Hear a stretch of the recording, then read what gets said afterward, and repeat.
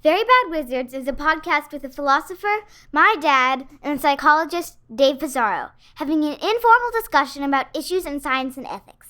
Please note that the discussion contains bad words that I'm not allowed to say, and knowing my dad, some very inappropriate jokes. You don't make up for your sins in the church. You do it in the streets. You do it at home. The rest is bullshit, and you know it. The great and boss has spoken. Pay no attention to that man behind the curtain.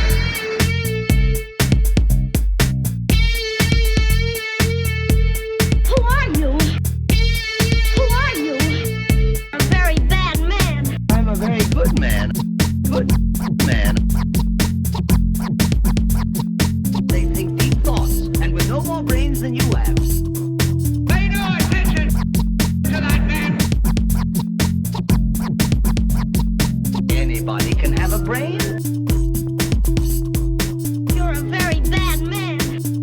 I'm a very good man.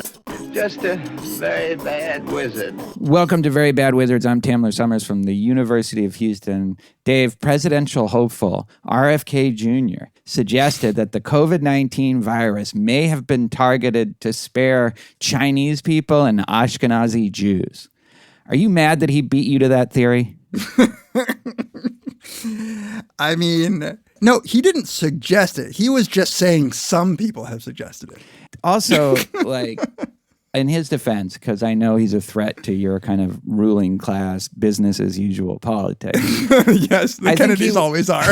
I think he was trying to say that, it did seem to affect certain ethnic groups less than others, and then kind of spun it into some weird theory. But, what do you think of the theory? Why would, whose agenda is it to spare Chinese people and Ashkenazi Jews? Those two. I mean, I don't think that it did, right? China was harder hit than probably any other country. Right. I'm it just seems saying, on the face of it absurd. Yeah. I'm saying put yourself in the head of the person who buys this theory. What is this organization that wants to disproportionately kill everybody except Chinese people and Ashkenazi Jews? There's not some huge alliance that I'm aware of. I would. I'll just tell you then. Yeah. It's obviously the Elders of Zion and Chinese scientists working in concert to try to eliminate the blacks and the Mexicans. And the Jews basically had to make a deal with the devil. They're like, well, we don't like the China people, but we need them for our science. So let's do it. It's like Winston Churchill making a deal with Stalin. That's right. To fight Hitler. Yeah.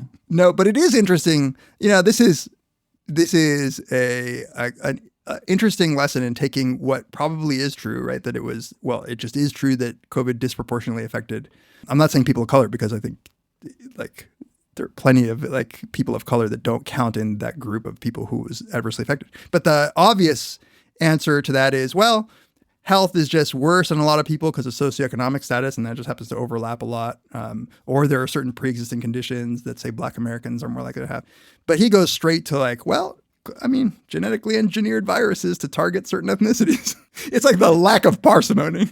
This just occurred to me, and now maybe I might be on board.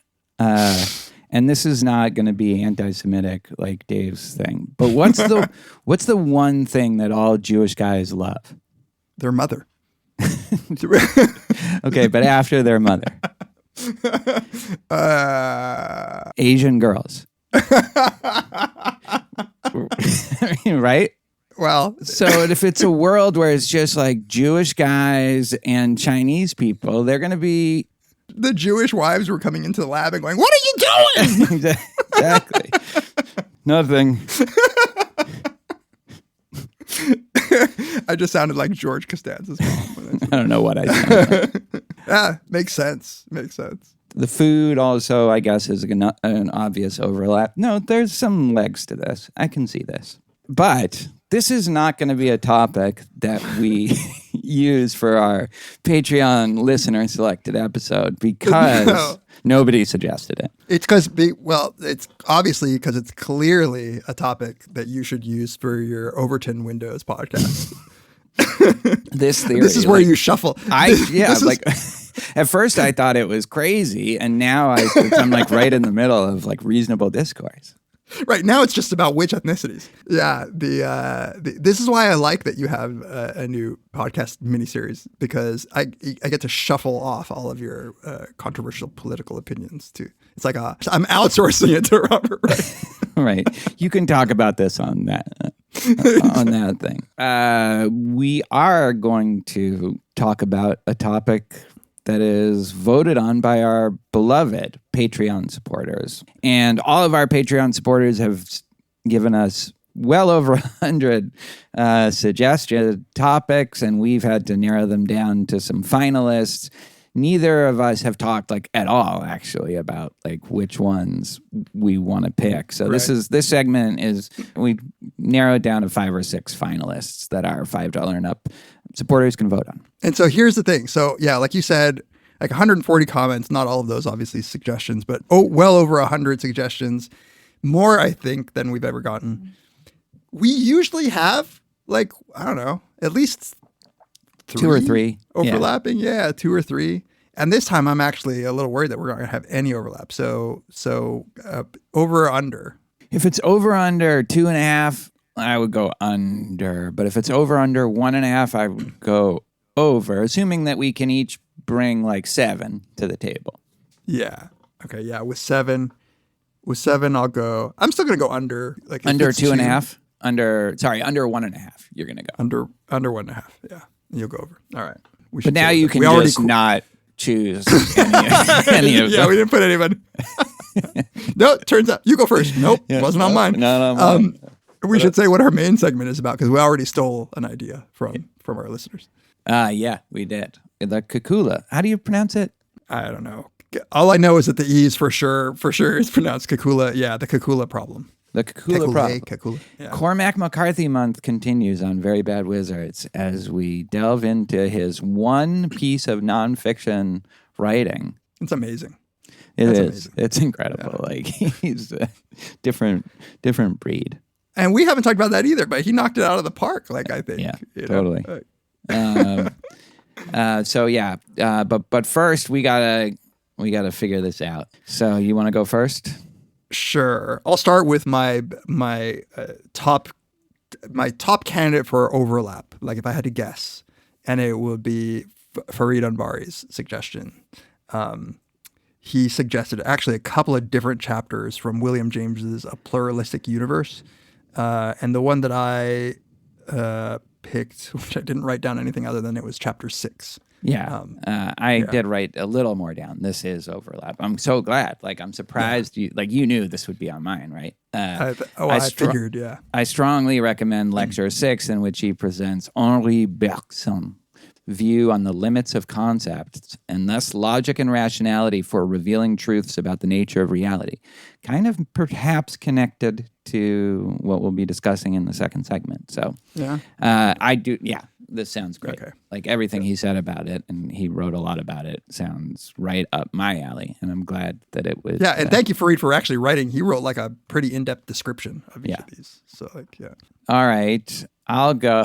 Okay, this is my candidate for one that you probably won't pick, but it was the most popular. Like if you just go by hearts, by far of any of the. I know exactly what you're Jeff Lord suggested both of you take a healthy dose of magic mushrooms, 5 milligrams maybe, and hit record.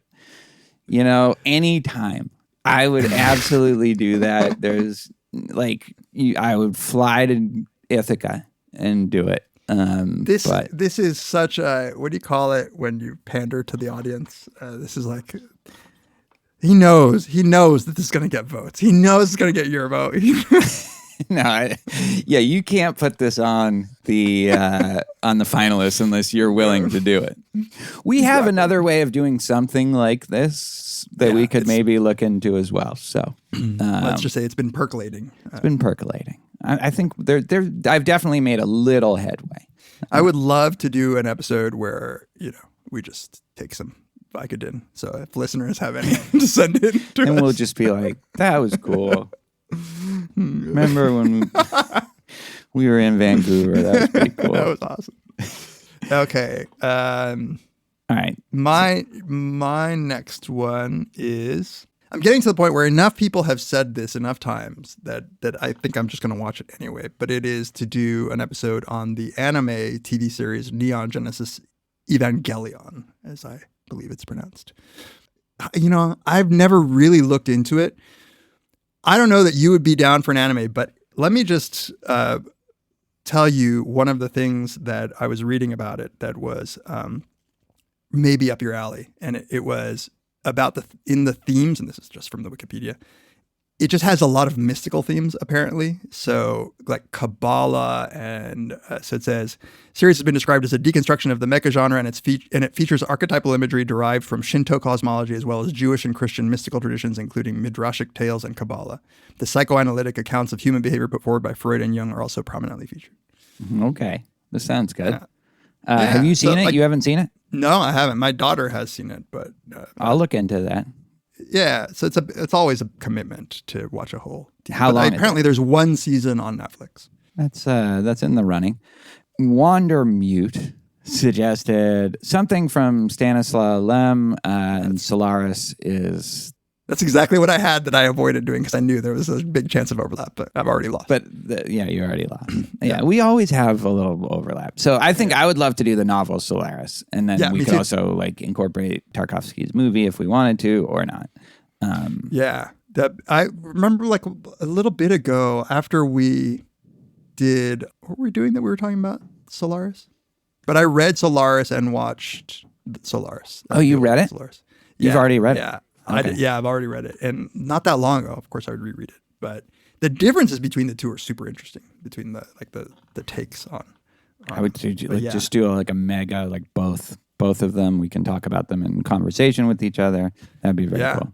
Yeah. Cool. I don't know if that's been on before. It might have been, but it might have been. Maybe now if we add we'll watch and read. Right. Right. Okay, so let's see. Maybe there's more overlap than we thought. There are a couple of essays or short stories that people suggested that I just hadn't heard of, so I just did a little bit of digging into them. And this one is from Federico Alvarez, Walter Benjamin's essay, The Work of Art in the Age of Mechanical Reproduction. No way. I am so surprised at this. No, I had it in my I want to mention it, but I didn't think there would be any chance that. It looks interesting. Yeah. That's a Marxist. Yeah. I know of it more than I know it. So I looked into it today. I think we should put it in our bank. I think if not on this list. I think both of us are interested in a lot of the things that is, he's digging into there. Yeah, exactly. Yeah. It's just a question, can we understand what the fuck he's talking about? Okay. This is one I don't think you'll have, but Bruce Allone suggested this fiction podcast called Within the Wires, which is something that I actually have already listened to. The last time when I went camping with my daughter, we always have a podcast, like this kind of podcast series that's fiction that we listen to. Some of them are really good. This one was very cool. We only listened to, I think, the first 3 seasons, but each season is its own story. It's interconnected, but we could just do season 1, which I thought was kind of brilliant. And unfortunately, it's very much one you wouldn't want to spoil because there's all sorts of reveals about the world and about the particular narrative. But the way it's told, as Bruce Allone talks about, is really cool. The first season is just these, ostensibly anyway, they're just meditation tapes that somebody is supposed to play in this room, and you all the details get filled in, but it always stays with that format that it's these cassette tapes. So are they acted? Or are they told like a story? It's just told because this one, actually, I think maybe all of them, they're all narrated by one person. Because in this case, it is just this woman's cassette tapes to, sometimes there's other sound effects and you might hear other voices, but it's just this woman. She's great. She is awesome in this. So I don't know, this could be one that we put in the bank for another time, but it is, I was so impressed with like, and kind of inspired by it. I was like, this is like a new kind of art form that I feel like I want to know more about. Yeah, it is intriguing. Like it is weird that we don't have more of that. Mm-hmm. Like a radio, it's like a radio drama, but like a modern take on a radio drama. A radio play, I think, is exactly what this is in the tradition of. But yeah, it takes it a different place because it can, Yeah, right. Cool. Yeah. All right, so I have a suggestion by Jim, a short story by Ryunosuke Akutagawa called Kappa, a 1927 novella about a psychiatric patient who travels to the land of a Kappa. Kappa are like mythical creatures in Japanese mythology. And yeah, it's supposed to be like a maybe satire of the time, the particular era of Japanese culture. But yeah, I take it not on your list. Not on my list. Cool. I didn't have that. I don't think I looked into it. So The Stranger, Zach Lacey, Kim Woo, The Stranger. He also suggested Synecdoche, New York, which I think might be fun to do. We could have Jesse Graham on. He's the #1 fan of that movie. You saying the name of that movie reminds me of the last time we talked about it, where you were insistent that I was the one pronouncing it wrong. I don't think so, but maybe. It sounds like something I would do. But The Stranger is my actual. Okay, it's funny. I didn't even my eyes must have glossed over it because I remember him talking about Synecdoche and the Kafka on the Shore, and I just skipped right over The Stranger. Yeah, I think The Stranger just belongs on our list. Like what? If people want us to do it, we should just do it. Yeah, sure. Yeah. TL recommended just a topic, the concepts of sacredness and holiness in the modern Western world. And just him saying that made me realize, I am interested in the notion of what is sacred and what. Have you ever read the book or heard of the book, The Sacred and Profane by Mircea Eliade? I've heard of it, but I don't know anything about it. So there's just interesting literature on what is sacred and what role the sacred plays in culture. And I thought that's just a fun topic that I would actually like it as an excuse to dive into some of the work on it, psychology and. If there's a specific text and that would work, then, or that would work, that would be, I would like to do that. I mean, we could also just decide to do that. Doesn't have to go on the list, but I think it could. All right, I have one that I've been wanting to do for a long time, even though I don't think I've pressed it to you. Ben Linder, Invisible Cities by Italo Calvino. This is... Nikki just read this book. Really? Did she like it? Yeah, she liked it. She read it, I think, because a lot of readers of Piranesi recommended it as a book that was similar. I haven't read it. I've read 3 other things by Calvino, and I've loved all of them. And I think that would be really fun. Who recommended it? Ben Linder. Oh yeah, it's right here. Yeah. Yeah, I would put that on the list, actually. All right, the last thing that I have is actually, I don't even know why I put it on the list, but Ian Bowes suggested a movie called Captain Fantastic. And he says, not sure if it's artsy enough for Tamler, but he really liked it. And I just looked it up, and I think I just wanted to watch it. I don't know if it would make an episode. But on the off chance that you had it, I figured I would say it. I don't have it. I do have something in my alternates from Ian Bowes, which is Nietzsche's Birth of Tragedy. But I don't know anything about that movie. Yeah, I just happened to look it up, and it looks kind of interesting. Because Steve Zahn, a.k.a. Tamler, according to my daughter, I'll take it. He's Frank in Langella, he's in the new Gemstones. The new season of Gemstones. Sweet. Any alternates? Just let me run just a few things by you that people said that I was definitely intrigued by. Blood Meridian. You're probably done with it. I feel close. No, I haven't been able to listen to it in a couple days. So yeah, I actually thought, well, we're both reading it, so I think we'll just do that, right? At some point. We'll probably just do that, yeah. The Wilford Sellers, Philosophy and the Scientific Image of Man, that's where he talks about the manifest and scientific image. Kind of a classic philosophy paper. It's been a while for me, but It is, if we go back to like the classic series. Desi suggested Society of the Spectacle by Guy Debord. It's a book, but it's pretty short. I'd never heard on it. It seems it. pretty interesting.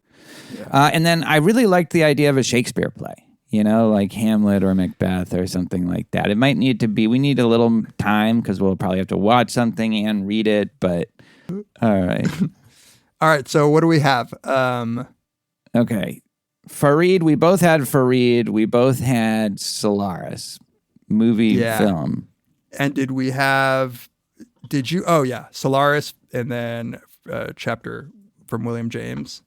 And Invisible Cities, you said you might want to put on the list. The Stranger.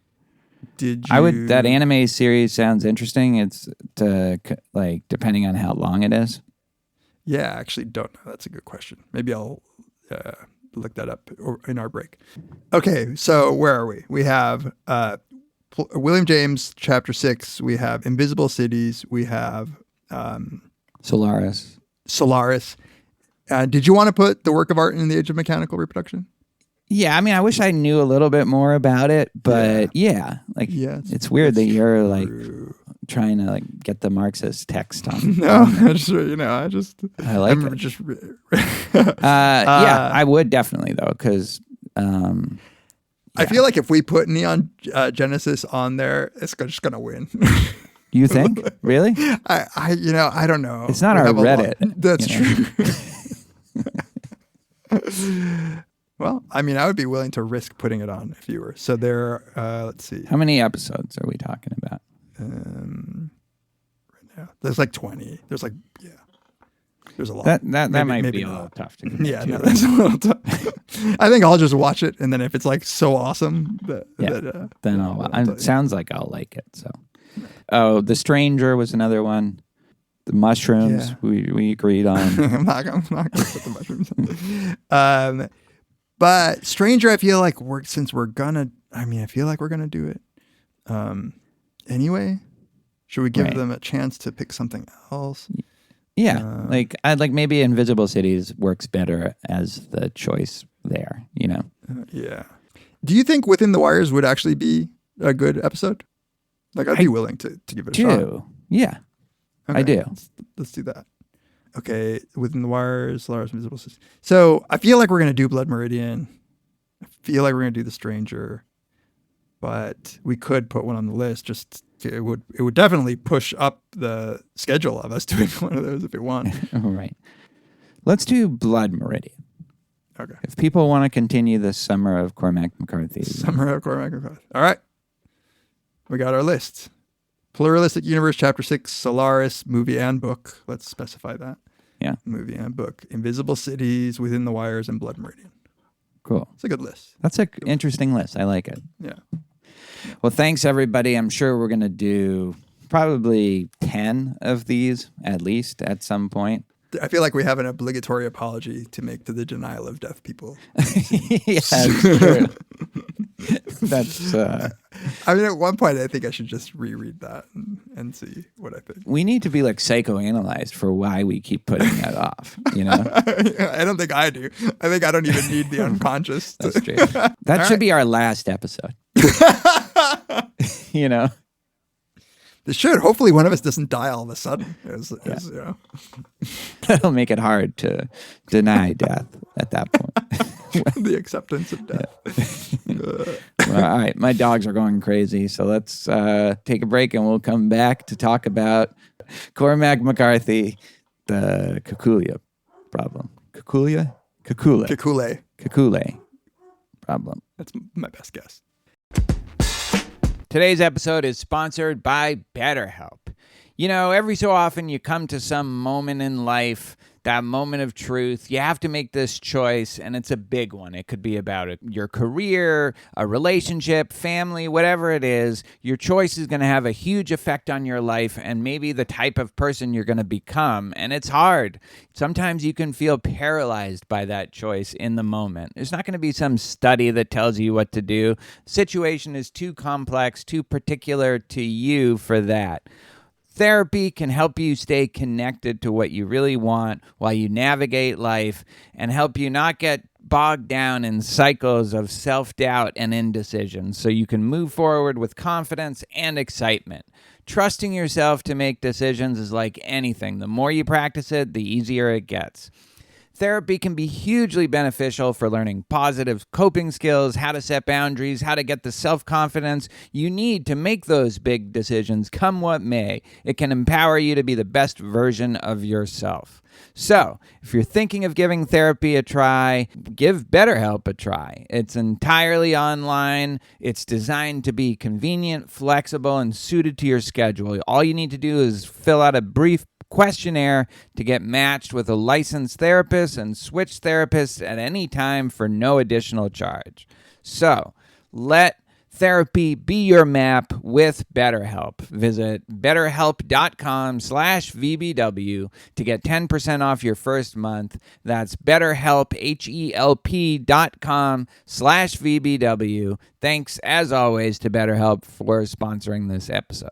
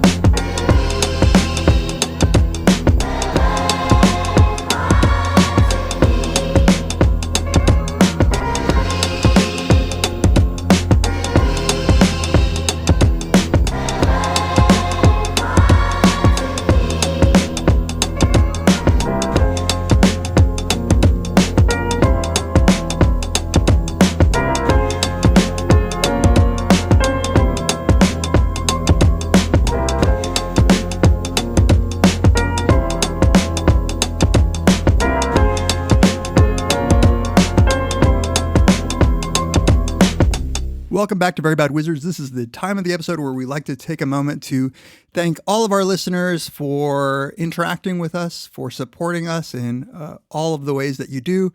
We really appreciate getting messages from you. We love reading your tweets. In any way that you want to contact us, please feel free. You can email us, verybadwizards@gmail.com. We read every single email. We don't always have time to reply, but we still appreciate it. You can tweet to us at Tamler@Peas or at verybadwizards or X to us or whatever the fuck you're supposed to do now with the rebrand. You can go to Reddit and join our subreddit and interact with some perhaps like-minded folks. Reddit.com/r/verybadwizards. Be nice to Tamler when you're there. Say some nice things. He appreciates it. And you can follow us on Instagram at verybadwizards. You can leave us feedback by rating us on Apple Podcasts and perhaps even leaving a review. We appreciate those. You can also listen and subscribe to us on Spotify, and you can even rate us there, I believe. If you want to support us in more tangible ways, there are a few ways that you can do that. You can give us a one-time or recurring donation on PayPal, or you can buy some swag, buy t-shirts, mugs. Finally, you can join our lively, thriving Patreon community by supporting us at patreon.com/verybadwizards. If you do so, there's a variety of tiers. There's a $1 and up tier per episode where you get all of our episodes ad-free, and you get now 7 compilations of my beats without rhymes, just a compilation of beats I put together that I've made for the episodes. I just put one out recently, number 7. If you join us at $2 and up, you get access to our bonus episodes, our entire back catalog of, I don't know how many we have, but probably hundreds of hours by now of bonus episodes, including our Deadwood series that we've continued doing, The Ambulators. If you join us at $5 and up, you get to vote on an episode topic. You've just heard, have narrowed down our episode topics that have been suggested to us by all of our Patreon listeners. And we're going to let our $5 and up supporters vote as soon as we get the poll up. You can also see some of my intro psych videos, some of Tamler's lectures on Plato, and you'll get access to our Brothers Karamazov 5-part series. And finally, at $10 and up, you get to ask us anything once a month. We do a video and we release the audio as well for the $2 and up supporters. But at $10 and up, you get to ask us questions, and we really appreciate that as well. We're getting ready to do that. So thank you to everybody for all of the ways that you support us. We really appreciate it. We genuinely would not continue to do this for this long, almost 11 years now, if it weren't for listeners like you who reach out and keep us going. Thank you. And now back to the episode. All right, let's get to our main segment. So like Tamler said, we're on a McCarthy kick. And one of our listeners suggested this essay, his only nonfiction work, Kekulé's Problem. So apparently this was written during his time at the Santa Fe Institute. I didn't know this at all, that McCarthy spent like on and off 20 years at this nonprofit research institute. And it sounds like he was just a junkie of I don't know, cognitive science, just science in general. And he wrote this in 2017, published it in Nautilus. And I guess that's it. That's the only thing he's ever done on the nonfiction side of things. Yeah. And so, okay, I'll give it just a quick overview of the article. Obviously, we'll put a link. I think it's short enough that everybody should read it. There's no excuse. It's really nice to read, too. And it's really good to read, yeah. The title, Kekulé's Problem, comes from the chemist Kekulé, who was famously known for discovering the structure of the benzene molecule by having a dream in which he saw a snake eating its own tail, and woke up and was like, oh, that's the structure of the benzene ring. And McCarthy really wants to talk about two of the biggest ideas I think you can in psychology. One is, what is the unconscious and what is it doing? Like, what work does the unconscious do? And two, what is language? How did it emerge? Why? And what is its relation to the unconscious? And I think central to this essay is, why is it the case that the unconscious mind doesn't seem to communicate in language? So the way he puts it is, why couldn't his unconscious mind, upon pondering the problem of the benzene molecule, just present to him the solution? It's a bloody ring, like it's a ring, instead of giving him some weird imagery of a snake eating its own tail. And I think that summarizes the gist of it. Yeah, and the answer to that question is that the unconscious has been around much longer than language, and it's not used to communicating through language. It doesn't like language, really, and it doesn't trust language. In part, McCarthy suggests just because it's such a newcomer on the scene that the way he describes it, it's like some uppity part of the brain. It's like it's like the it's the first nouveau smart. It's exactly. The first nouveau. Right. That's how I love that aspect of it. There's this deep respect for the ancient roots of the unconscious, and less respect for the newcomer.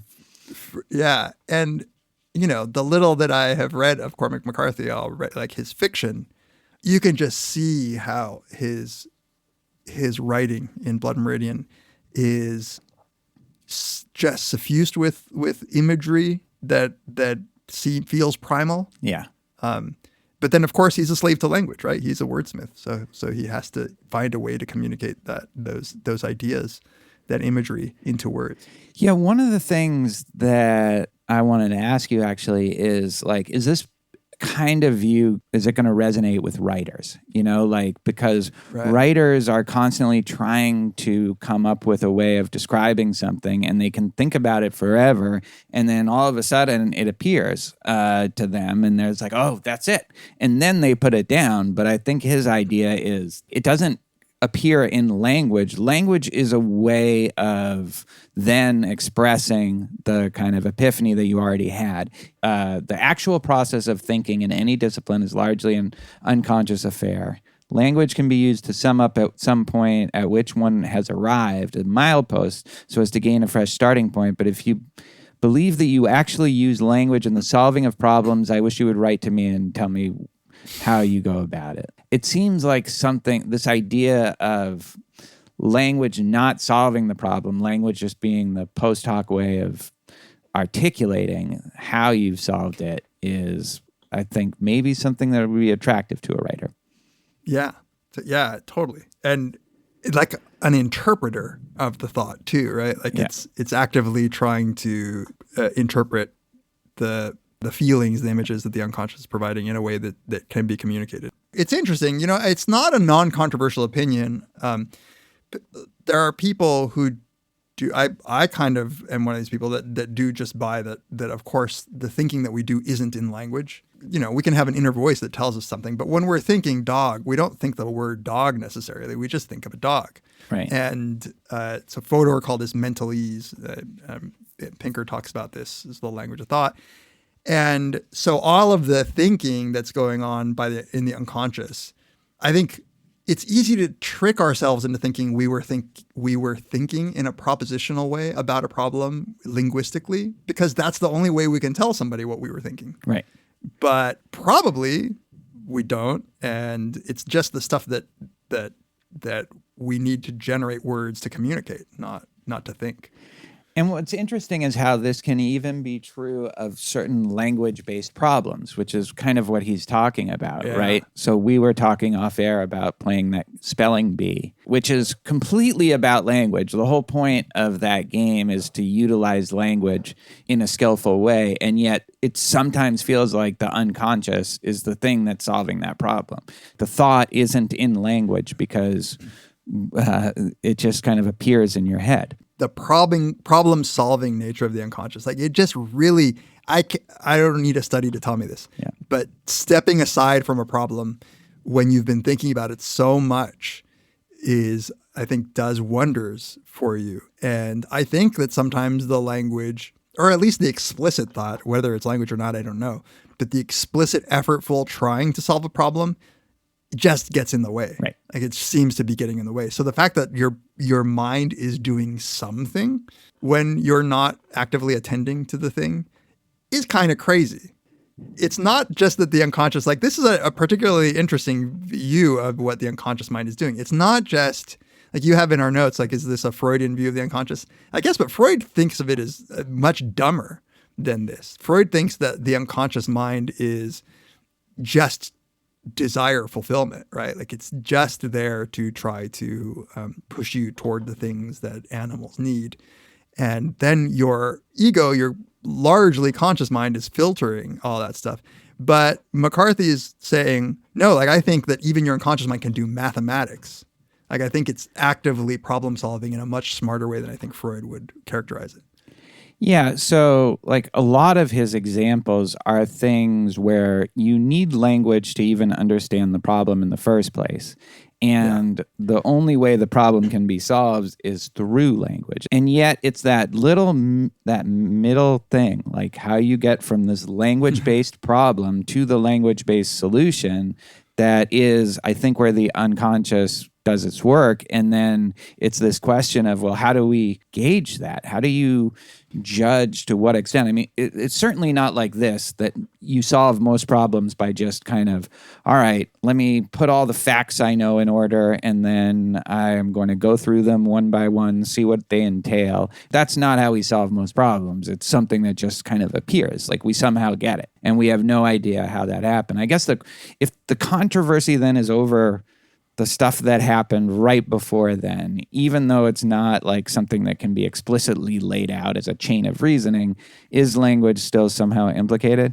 Yeah, I don't know. Like it seems like if a problem has to get to me somehow by being communicated to me, then it has to be the case that language is involved, right? You can't give me your mentalese, your thoughts without language. You have to put them into language. You communicate to me, but it does feel like maybe we're translating it like online.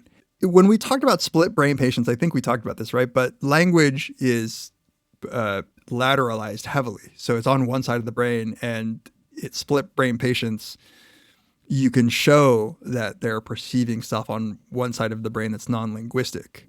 But it does seem like what's going on is it needs, in order to communicate, it has to kind of send stuff over to language and then like output it, like input and output, you know?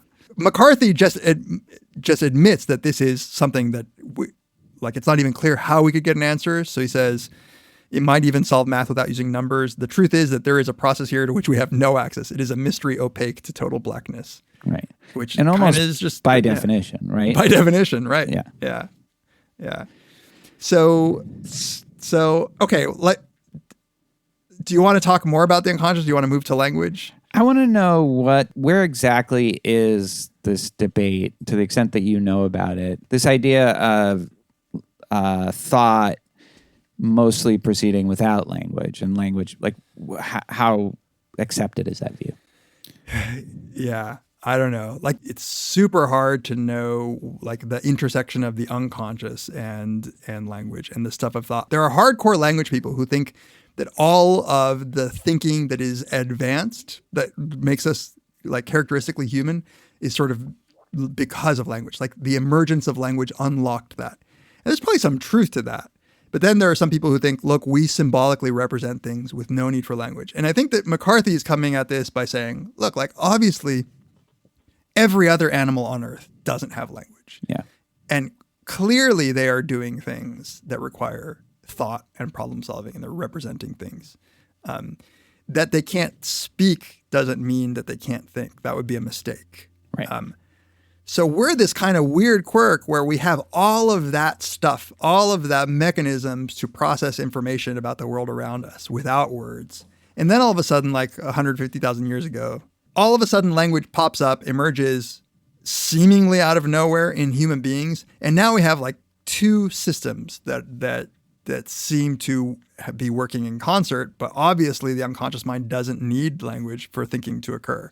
So what is going on with our reliance on language? So there's that question. Then there's a completely other set of, I guess, findings, discussion in psychology about problem solving in the unconscious that I think brings to bear on this, which is a lot of work showing that your mind is somehow engaged, just like what we were saying with the word games, the spelling bee. Your mind is engaged in problem solving.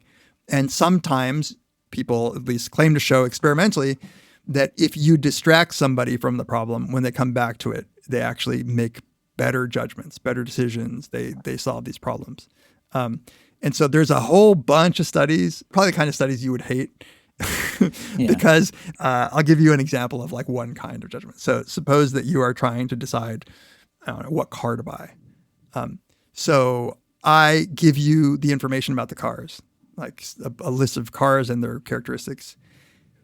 In one condition, people are told like, okay, think hard about all of these attributes. Do that thing that you said no one ever really does. But like to weigh the pros and cons of each of these attributes. And then another group of people are given the information and they're distracted. They're told to like work on something completely different. And then at the end of whatever amount of time is given, both of those people make decisions. And then somehow people rate the quality of those decisions. Like there is like a whole bunch of different methods where you could say like, how satisfied were you in the long term? Or you could say like, how objectively good is it? Or how much does it agree with other people? And different problems will have different ways of determining what's good or bad. But the claim at least is that when people are distracted, oftentimes they actually make better judgments. Yeah. And therefore the brain is doing some important work behind the scenes. I think I might have problems with the study design or the measurement tools or all of that, but I totally buy that conclusion that when you put a lot of research, read every review, learn all about the specs versus just sometimes you just kind of know which thing you want to buy and you're going to be happier if you do the latter. Never mind all the bandwidth that you save by not expending that kind of conscious energy. Right. Like I totally buy that. I buy it too. I mean, particularly when like some of them seem to me to be so obviously the case where thinking about them would wreak havoc on your decision-making process. Like if you were to give me two aesthetic like things. So you were to ask me two posters that I want to hang, or two paintings that I wanted to hang up in my room. And you either just sort of made the decision without thinking explicitly about the attributes of them, or I like explicitly was like, oh, the colors and the contrast and the whatever. Yeah. Then I think, of course, I'd be happier with my gut judgment, because my gut is the thing that's looking every day at the painting. You know? Exactly. Exactly. And that's the thing that we don't realize because we identify with our language-based thought, and that's who we think of as us. But like, there's clearly this other part of us that is very well connected to how happy we feel, how annoyed we are, that part too needs to be happy. In fact, it's probably much more important that that part is happy with your choice. I don't know if this is related to the McCarthy thing or not, but I think like I am happiest when I either have my gut tell me what to buy or like one person. Like anytime I have a tech question about like what iPhone to buy, I just text you. You're like, yeah, I get that one. Perfect. That's all I need. You know, going to a restaurant and you just want the waiter to just be like, take that one, you know? Right. That's all you need. So I do think there's this other, there's just a lot of noise that our language-based thought does that we just don't want. It's like we're not built for that. We're not built to like stress about what TV or a set of speakers or something to get. So like we just want to be told either by our own unconscious or by somebody else, just not us deliberating. We want to be told what to do. Yeah, I think you're totally right. And I think we really do, I don't know, especially us as like academics, so much of what we think has to be converted to language to communicate it. Like so much of the like work that we're doing is like to prepare for a lecture, to write a paper, to do a podcast, that it is hard to separate all of that work. And I think a lot of, you know, clarifying the things that you're thinking with language is important for the sake of communicating your thoughts to other people. But we probably way overemphasize it when it comes to making decisions for ourselves. But I think even when you're talking about preparing a lecture, that's actually the example I was searching for but didn't find until you mentioned it. That is often, even though, again, you are presented with like language-based thing that you have to interpret, and then you have to, in language, describe it to other people, give your kind of interpretation. So much of any lecture that I do is just like, okay, I got it. Like I figured out, like it's how McCarthy describes coming up with the idea for this essay. Yeah. Like he went to bed and then he woke up and he just knew it. He knew what to do. That is how it works. So it just comes up like I figure it out. Okay, this is what I'm going to do. Because you need like an angle and then the angle just comes. Yeah, no, totally. The phenomenology, as you describe it, is very true. I mean, there's a lot of work that does go into the language that I'm using. That's true. But when you're struggling with like how to organize something so that students will understand the story that you're trying to tell or the point you're trying to make, it just sometimes I don't know how to describe it. Falls into like almost like an outline, but it's not a real outline because then you have to do the work of explicitly outlining it. But you just know this is how it all fits together. Exactly. Yeah. Yeah. But that reminds me, there's other work where people on creativity, and they call it incubation in creativity, where people are given like a problem to solve, and then some people are given the opportunity to sleep on it. So some people actually report having dreams that have the solution to it. This other aspect of the essay that we haven't really talked about, his dismissal of the view that language is an evolutionary adaptation that it has been selected for. He denies that. I guess he takes the Chomsky side of this debate and devotes a good chunk of the essay to talking about why. I had a couple questions. First of all, where's the status of that debate? Because I know Paul and Stephen Pinker, you put in a BBS paper that they did on this very question. So first of all, where is that debate at right now? But then second, why I'm a little unclear how this is relevant to the larger argument that McCarthy's making. Yeah. I'm not sure why it's important that he make this argument. I think that what he's trying to say, the reason that it's important is, if it's the case that language just all of a sudden emerged, then it makes sense that it's not something that evolved slowly alongside the rest of the mind. Right? It didn't have that time to integrate itself I think that's what he would say. I think that's why he's trying to hammer this point home. Okay, so if language is 1 million years old, which I don't think many people think it is, but if it was, then yeah, like our brain and language would kind of co-evolve. But if language was 100,000 years old and it was a spandrel, versus whether a spandrel is like something that is a byproduct of some other like evolutionarily adaptive system, whether it's a spandrel or whether it was adaptive, does that matter to what he's saying? So I think only in as much as if it's adaptive, that means that it was adapted for and would have occurred slowly. But I think I was thinking the same thing. I was like, what if it turns out that language was around for 2 million years? Would he just drop this line of thinking? I don't think so. But that I get. I get if it's 2 million years, because our brains and our just our species has done a lot in 2 million years, less so evolutionarily speaking in 100,000 years. Yeah. The idea, as you pointed out, that he's saying is like if we're like 2 million years old as a species, the unconscious has been without language for all but a eye blink of that, as he says. Exactly. And so the unconscious like knows how to deal with us and how to get our organism through life.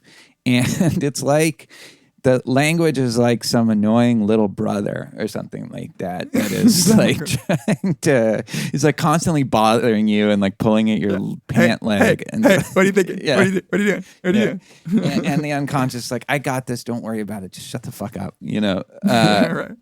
What's weird about this is language is the thing that gives us the problems in the first place, you know?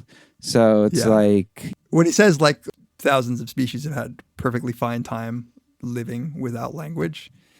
Yeah, I think that's true. But so much of what we have and our ability to cooperate and coordinate and communicate is only because of language. All of the modern problems we face seem to have some connection to our ability to have language.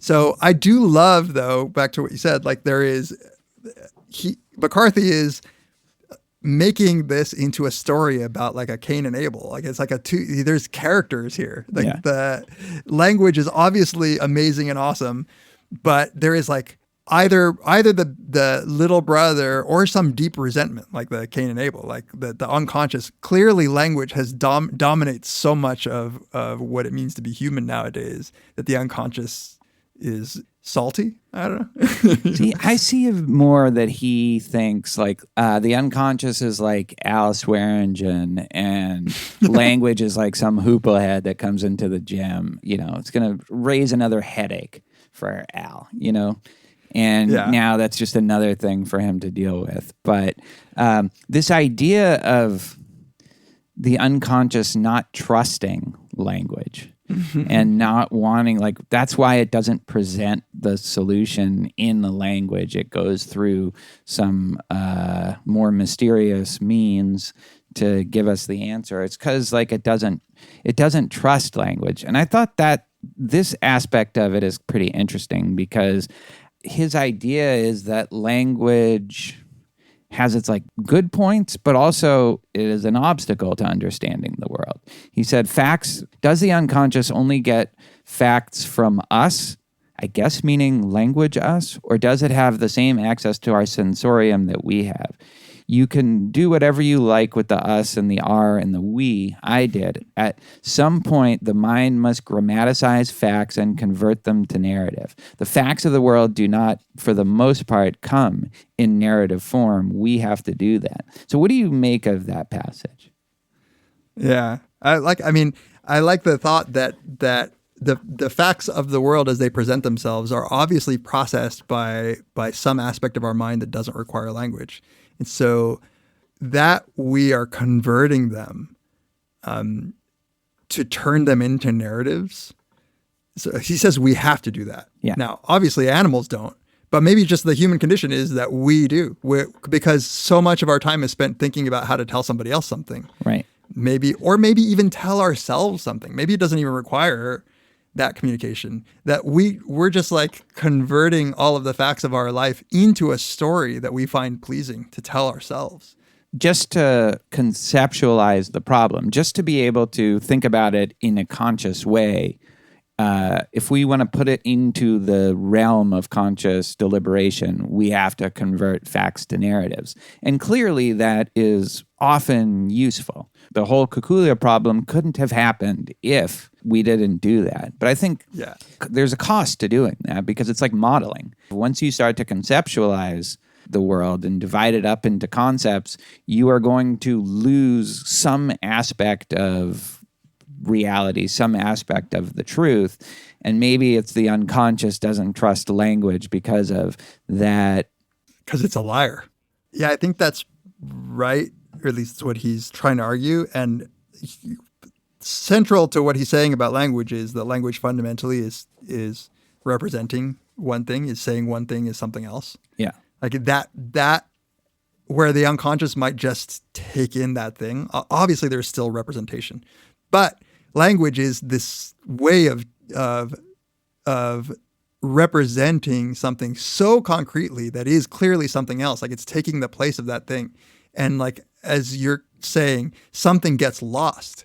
When you see a pretty landscape and then you write down a description of that, like there is a lot of information that is getting completely lost in that description. Right. And so what you would really trust is just the straight up perception of the scene. That representation, that middleman of language, has the power to mislead.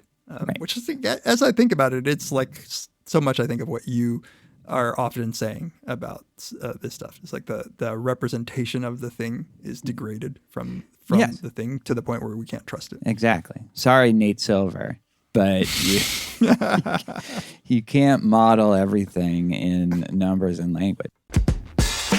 This episode of Very Bad Wizards is brought to you once again by Rocket Money. Let me tell you a little story. So when I was trying to make some podcast art for the podcast that I started with Paul Bloom, I signed up for a cool service that allowed you to customize logos. It's basically like an easy way to custom design a logo. Well, it was free for 30 days, but after that, it started charging you $10 a month. If you're like me, you will relate to this. All I needed was to use it for the first, few days, retrieve my assets, and then cancel. But of course I didn't. I completely forgot that I had subscribed to it. And had it not been for Rocket Money, I would have continued paying for this particular service and would have spent over the course of a year over $100. Rocket Money saved me from that. Rocket Money is a personal finance app that finds and cancels your unwanted subscriptions, but it also monitors your spending and helps you lower your bills. And it's all in one dashboard. Essentially, it allows you to put in all of your financial information from your accounts, and it provides you in one easy place with an at-a-glance snapshot of how your finances are doing, how much money you've been spending for the month, how much money you have saved or invested. It's great. It's something that I really, really needed, and I'm so glad that I have it. Because again, if you're like me at all, you probably just don't even realize that you're paying for some things, and it's a little bit aversive to go through all of your credit card statements and your bank statements and try to look specifically at places where you can save money. Rocket Money does that for you. So stop throwing your money away, cancel your unwanted subscriptions, and manage your expenses the easy way by going to rocketmoney.com/VBW. Once again, that's rocketmoney.com/VBW. And the last thing I'll say is that over 3 million people have signed up to use Rocket Money, and it saved the average person who has signed up $720 a year. So maybe that can be some motivation to give it a try. Last time, rocketmoney.com/VBW. Our thanks to Rocket Money for sponsoring this episode of Very Bad Wizards. I just want to read this little passage. It says, the evolution of language would begin with the names of things. After that would come descriptions of these things and descriptions of what they do. The rule is that they are charged with describing the world. There's nothing else to describe. The role of language in naming things, I think, is already starting to degrade the representation that the unconscious has been used to having. Right. There might almost be something platonic about this. It's like, although, actually, I don't know. I take that back. I would have to think about that more. But, well, he certainly has the idea of a degraded reality, the more particular you get. But I actually think he might think it goes the other way, that language is the thing that's going to help us get to the true essence of things. Well, this is where I think it's an actual paradox for a writer like McCarthy, or at least a real dilemma about whose side to be on here. Because clearly, I think he is using language to the best of his ability to try to communicate things that I think he thinks are more primitive and more real. Yeah. And that's the only way he could get those things into our mind. Yeah. So if he could bypass that, maybe he would be like into that, but he can't. So he knows that the better that he uses language, like the better he's going to be able to communicate the richness of some of these concepts. And what's really funny is, like, as you were talking and you said, like, I don't think he says it explicitly, I couldn't put into words what I thought about this essay until maybe now, that there is so much in this essay that I think is unsaid that I then processed about it, like what he's actually trying to say. Right. Yeah. Exactly. So it's like, I don't know if it's a paradox or it's these things working in concert, but he says, like you say, like, we need language to explain things to other people, to get them to understand something. And often we'll go to an analogy to do that. Like if you've taught, like having a good analogy to explain something, it gets them to understand it in a way that they absolutely didn't before. But I think McCarthy might say, sure, but the unconscious processes helped you come up with that analogy, helped you know it was a good analogy. And they, when they get it, that's all unconscious too. The aha moment. Yeah, the aha moment is also unconscious. And it's like grokking. Like grokking is just something that happens. Mm-hmm. And we push each other with language so that we'll get it. And then when we finally do, it's not like we solved the math problem by carrying the one or whatever. It's just like, got it. Let me read this section because I think that he's saying what we're trying to say. It says, when you pause to reflect and say, quote, let me see, how can I put this? Your aim is to resurrect an idea from this pool of we know not what and give it a linguistic form so that it can be expressed. It is the this that one wishes to put that is representative of this pool of knowledge whose form is so amorphous. If you explain this to someone and they say that they don't understand, you may well seize your chin and think some more and come up with another way to put it. Or you may not. When the physicist Dirac was complained to by students that they didn't understand what he'd said, Dirac would simply repeat it verbatim. It's funny that like both strategies can work. It's like the second one would just give your unconscious a little more time to get it. You know? Right. His strategy. But yeah, it's true. Like that is what you're trying to do. You are making an appeal to their unconscious to make a connection that they have not yet made. Yeah. Yeah. So I wanted to get back to you were asking about whether or not there's like some debate still about whether language was adapted.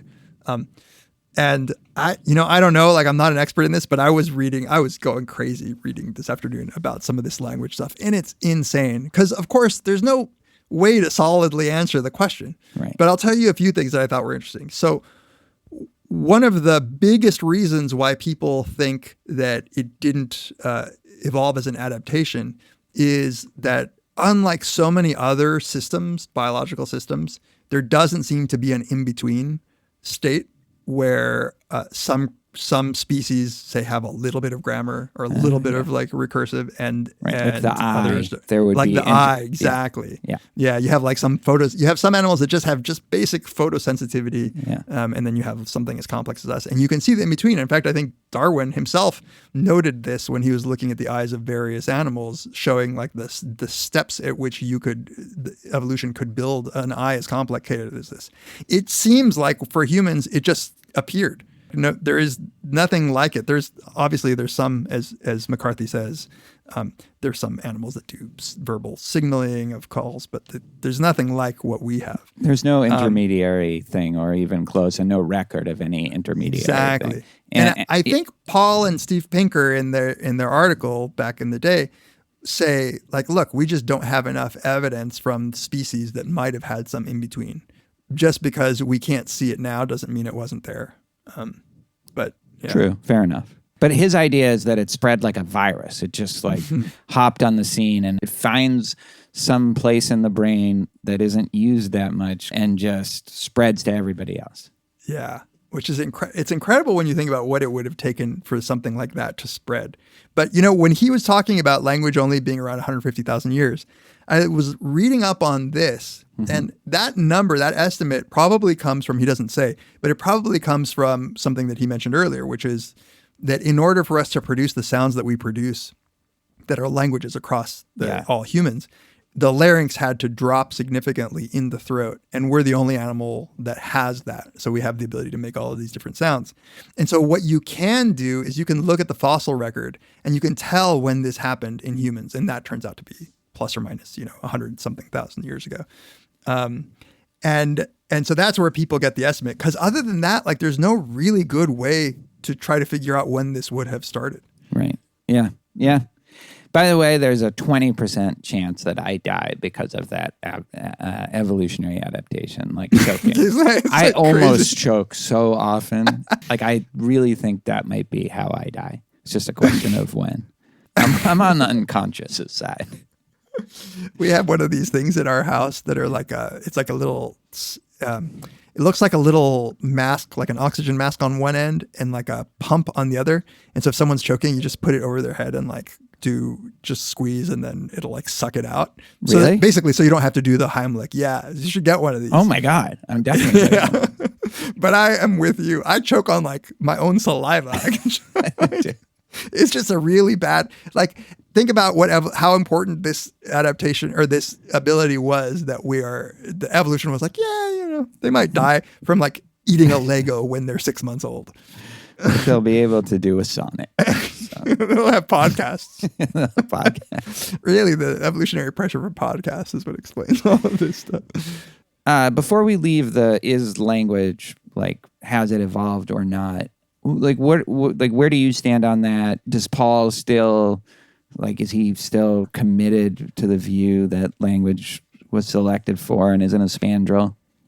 I don't know. I meant to text him before we record, but I didn't get around to it. I suspect that he would, just because it's his most influential paper. He can't just abandon that line of reasoning. I kind of am convinced by the views that it does. Now, that it, like, instantaneously appearing or whatever in evolutionary terms, I guess, means thousands upon thousands of years. But I'm kind of convinced by the fact that there doesn't seem to be this in-between state in other animals. Like, I think it would be weird. Now, maybe it's just a failure of my imagination that I can't imagine how the complexity of language could have evolved so, like, slowly through natural selection. But yeah, I kind of am with the Chomskys on this. Like, I feel like something weird happened to our brains and we were like, hey, combined with our throats kind of dropping in some members of our species, we could start representing this thing for that thing. Like, yeah. And then it just took off from there. And then once it happens, like, forget about it, as they say.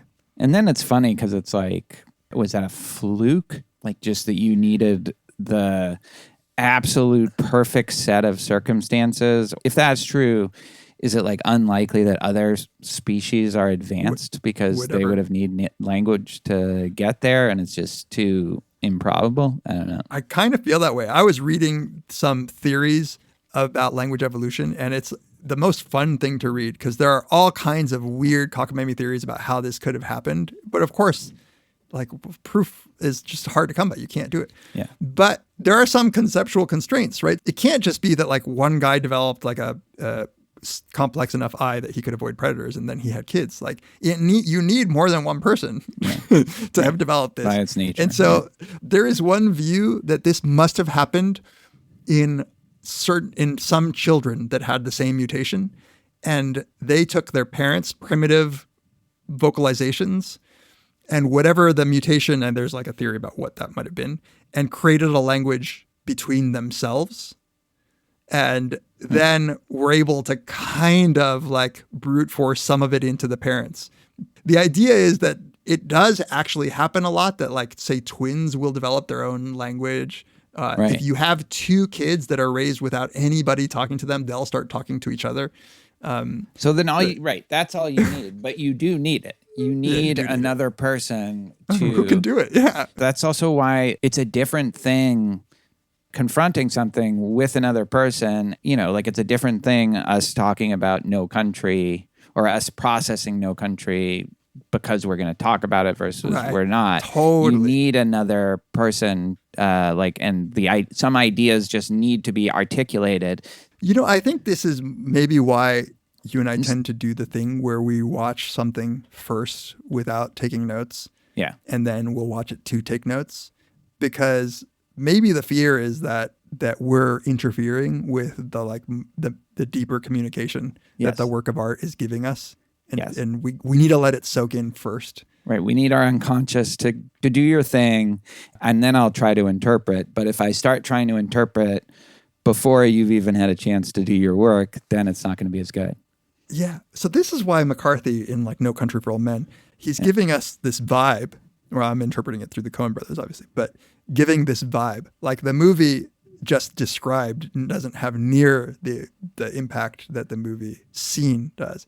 And then at the end, the main character, the sheriff or whatever, is telling us about his dreams. It's like this struggle that he's having to communicate this idea. Yeah.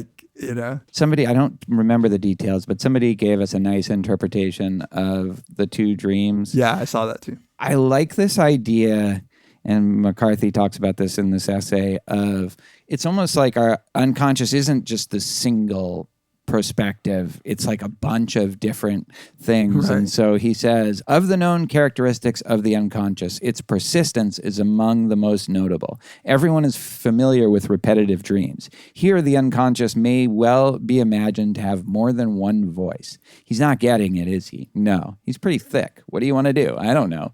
Do you want to try using his mother? His mother is dead. What difference does that make? I love this idea of they're just these the elders of and they're just trying to get it through our thick, language corrupted souls. Like they're trying to get us to understand something. And like the idea that they're very frustrated by our inability to get what do I have to do? And there is no requirement that the unconscious mind would need something like a self-represented, like an individual that persists over time. I think we've talked enough about this that I'm convinced that personal identity has so much to do with the narrative that we're continuously telling us about our persistence over time and our memories, and we're connecting all these things. The unconscious mind doesn't need that stuff. Like it's perfectly fine thinking that it's right. And that also, I'm convinced that, of course, in dreams, I'm talking to 8 million people, but those 8 million people are all me. They're all me. That just seems right. Yeah. I think that this is something that gets hammered home in pretty much all strains of Buddhism, is this idea that language and concepts, that our identity is wrapped up in those things, us identifying with thoughts, us identifying with a narrative about ourselves. And then, but there's this other level, and that is not confined, much less divided up.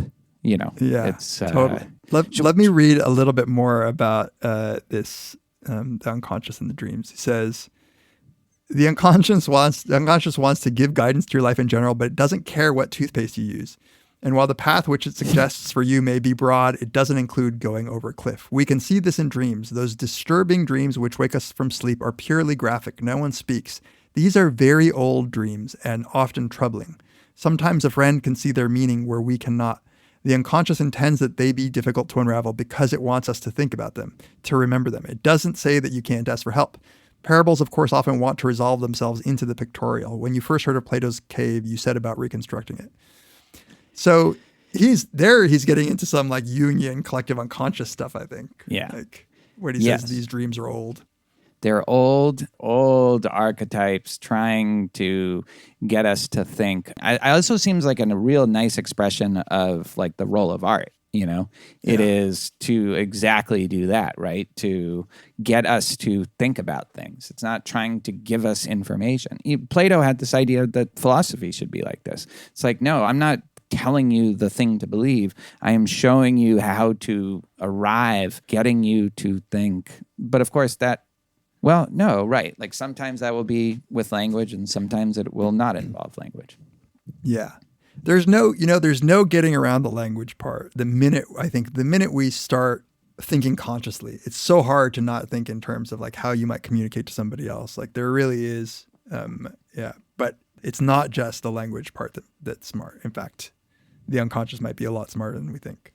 And that it's like language can get in the way. And I just love my favorite just kind of feature of this essay is this image of the unconscious as often frustrated, even though language, like that's the field we play in right now. Like it's still very frustrated that it has to work through language to get people to understand things. Yeah. Right. And it will often, and if it doesn't have to, it won't. Like it will absolutely bypass that if it can.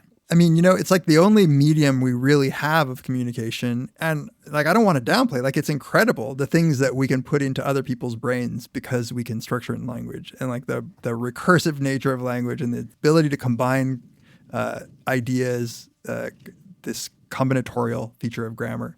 It's incredible. Like it's better than anything else, but that doesn't mean that we don't have like millions of years of this, like, like this monster lurking in the deepest of oceans, waiting for us to like talk to it. Can I read the last? I don't know if you want to. Let's go to the last paragraph. Yeah.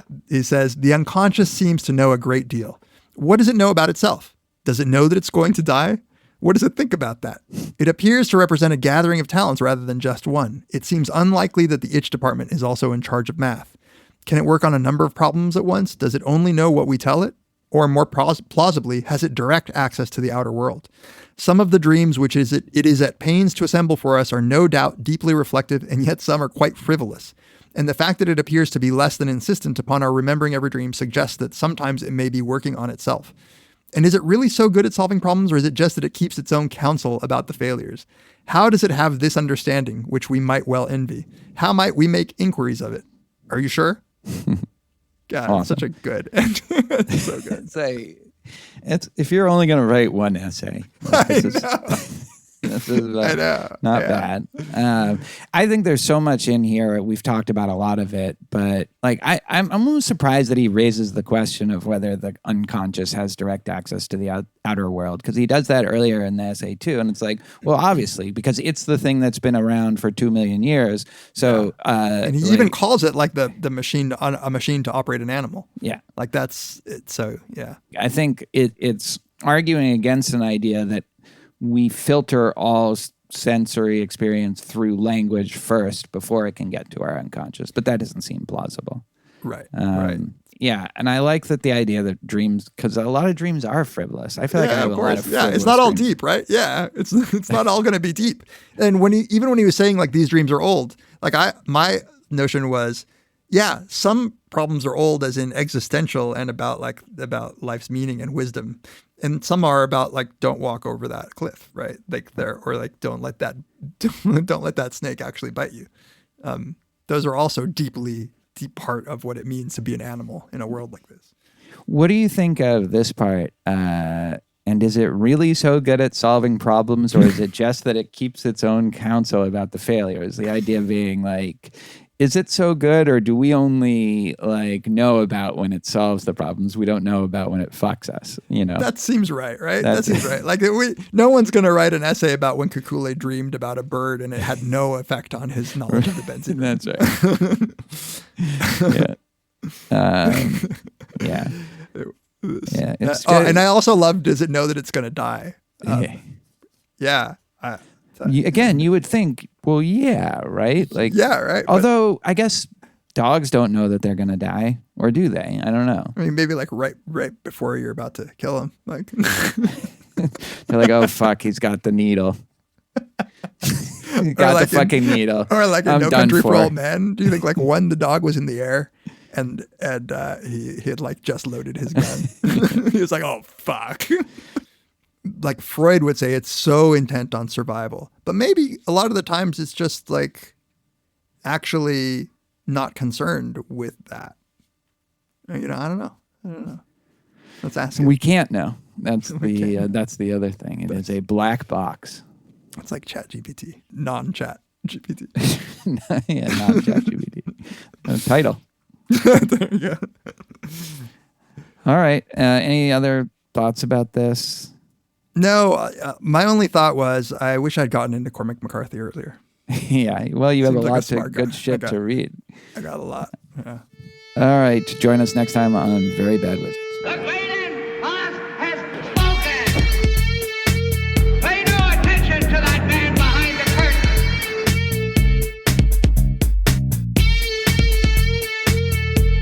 Who are you? Who are you? A very bad man. I'm a very good man. Good man.